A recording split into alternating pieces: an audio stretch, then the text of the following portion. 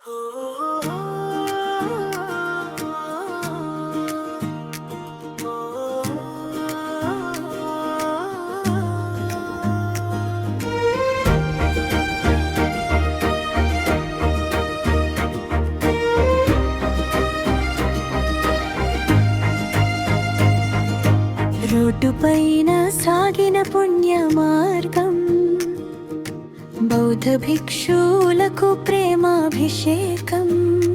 చేతి నిండా అన్నదానం, హృదయం నిండా ఆనందం.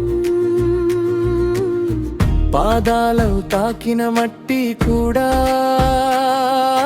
నేడు గంధంలా పరిమళిస్తుంది. నిశ్శబ్దంగా ఇచ్చిన భిక్ష